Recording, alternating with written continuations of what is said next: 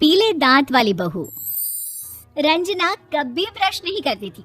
उसे कितनी बार उसके माँ बाप ने डांटा, लेकिन उसका कोई असर उस पर होता ही नहीं था, जिस कारण से उसके दांत पीले पीले हो जाते हैं। शादी के बाद। अरे बहू, वैसे तो तुझ में कोई कमी नहीं है, पर तेरे दांत इतने पीले कैसे हैं बेटा? कैसे है मतलब? कोई सर्जरी थोड़ी ना कराई है। वो तो क्या नाम, मैं ब्रश नहीं करती थी तो पीले हो गए। अब क्या करूं? आप कहें तो लाल करवा लूं या फिर काले? यार ये क्या है, क्यों माँ से लड़ रही हो? लड़ रही हूँ? अरे मैं लड़ रही हूँ या ये बोल रही है कि दांत पीले हैं, पीले। अरे तपस्या थोड़ी ना की है इन्हें पीले करने के लिए।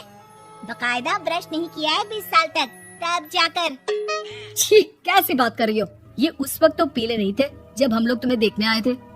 अरे तब साफ करवा लिया होगा डेंटिस्ट के पास जाकर। अब देखो कैसे पीले पीले लग रहे हैं। रंजना सास की तरफ गुस्से से देखती है। फिर शुरू हो गई पीले पीले पीले। अरे पीले तो तब भी थे जब मेरे हाथ का रसगुल्ला उड़ा उड़ा कर खा रही थी और बोल रही थी, लड़की नहीं गुणों का खजाना दे रहे भाई साहब आप। खैर, अब वो लोग करते भी तो क्या करते, पीले दांत वाली बहू पल्ले पड़ी थी तो झेलना तो था ही। एक दिन कीर्तन में रंजना गाना गा रही थी। अरे कमला बहन, माँ का द्वार है, यहाँ तो सब शुद्ध होकर आते हैं, फिर अपनी बहू को ब्रश भी नहीं करवाती तुम। दूर से पीले पीले दांत भक्ति में बाधा उत्पन्न कर रहे हैं। अरे कोई 2 साल के बच्चे थोड़ी ना लेकर आई हूँ मैं बहू बनाकर। अच्छी खासी लड़की है, अरे कैसे करवाऊं ब्रश? ये तो उसे खुद करना चाहिए ना। अब माँ बाप तो इसके जैसे तैसे निपटा दिए, ये नहीं सोचा कि सास कैसे संभालेगी। सास बहू को लेकर घर आ जाती है, लेकिन सोच लेती है कि अब इसे लेकर कहीं नहीं जाएगी। अगले रोज बहू कहती है, अरे क्या हो गया, मंदिर नहीं जाना क्या? कीर्तन का वक्त हो रहा है। मेरी मधुर वाणी से कान्हा जी जागते हैं और सोते हैं। आप तो जानती है ना उनकी भक्ति में कितना मन लगता है मेरा। वो क्या है ना, तबीयत ठीक नहीं लग रही है मेरी, आराम करूंगी मैं। तबीयत ठीक नहीं लग रही?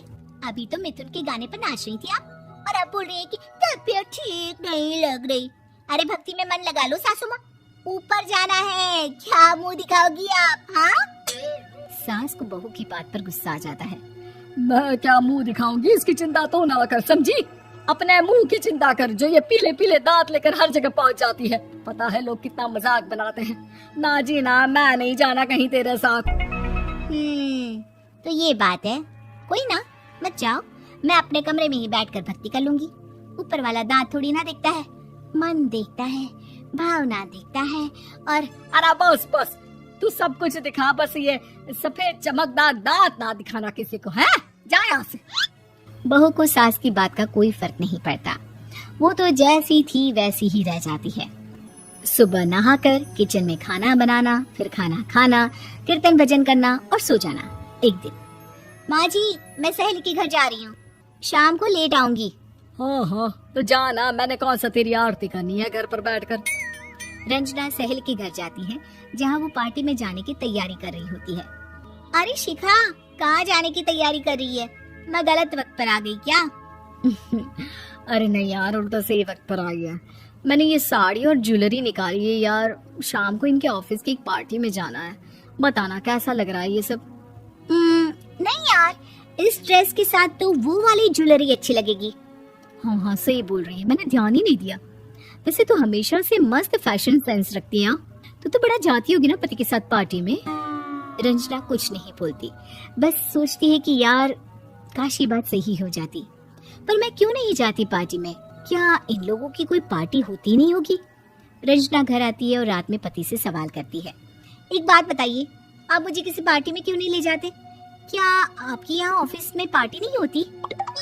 पति बेचारा क्या कहता कि दांत पीले हैं तुम्हारे इसलिए। अरे कोई पार्टी होती नहीं हम लोगों के ऑफिस में, तो कहाँ से लेकर जाऊं? और मार्केट, मॉल, कहीं वीकेंड घूमना, कहीं तो। अरे यार, सारे हफ्ते में एक छुट्टी मिलती है, तो सोचता हूँ कि आराम ही कर लूं। क्यों? रंजना मन मार के रह जाती है। पहले कभी सास के साथ मंदिर जाया करती थी, लेकिन वो भी सास ने ले जाना बंद कर दिया। घर बैठी बैठी रंजना बोर हो जाती है, तभी उसे आइडिया आता है और वो मायके जाने का सोचती है। सासू माँ, 2 दिनों के लिए मम्मी के घर जा रही हूँ। अच्छा अच्छा ठीक है, आराम से जा। और हाँ, माँ से कुछ अच्छी आदत सीख कर आना कि कैसे शरीर के हर भाग की तरह दांतों की सफाई भी जरूरी होती है, समझी? शुरू हो गई ना आप। वो लोग आपकी तरह नहीं है कि छोटी छोटी बात का बतंगड़ बना दे।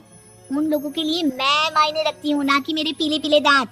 रंजना माँ को बिना बताए उन लोगों को सरप्राइज देती है, लेकिन जैसे ही वो दरवाजे पर पहुंचती है, अंदर देखती है कि घर वाले कहीं जा रहे होते हैं। अब माँ, काश रंजना दीदी के दांतों वाली प्रॉब्लम नहीं होती तो वो भी हम लोगों के साथ चलती ना बुआ जी की बेटी की शादी में। हाँ बेटा, लेकिन अब उसे कौन समझाए कि उसको उसके पीले दांत नहीं दिखते, लेकिन उसके आसपास के लोगों को कितना एम्बैरेसिंग फील कराते हैं। मुझे तो कितनी बार उसके स्कूल की टीचर ने शिकायत की कि उसके साथ कोई लड़की बैठना भी नहीं चाहती, और ना ही कॉलेज में कोई उससे बात करना चाहता था। लेकिन पता नहीं क्यों उसे ये बात समझ में ही नहीं आती। कोई कमी नहीं है उस लड़की में, बस यही कि दांत पीले हैं। वो तो भला हो जीजा जी और उनकी माँ का, जो दीदी को जैसी है वैसे ही रखा हुआ है। रंजना को अपने घर वालों की बात सुनकर बहुत दुख होता है। वो सोचती है कि वो क्या करे, लेकिन फिर वो सीधा डेंटिस्ट के पास जाती है, अपने दांत चमकाती है और कसम खाती है कि वो रोज ब्रश करेगी। अरे क्या हो गया, तुम तो 2 दिनों के लिए गई थी ना, पर कोई ना, अच्छा है चलो आ गई तो। रंजना सास के सामने आकर खड़ी हो जाती है और पूरी स्माइल करती है, उसके चमकदार दांतों को दिखाती हुई। चले मंदिर। माँ, मुझे माफ कर दीजिए, मैंने आप लोगों को बहुत एम्बैरेसिंग फील करवाया। मैं आज से रोज ब्रश करूंगी।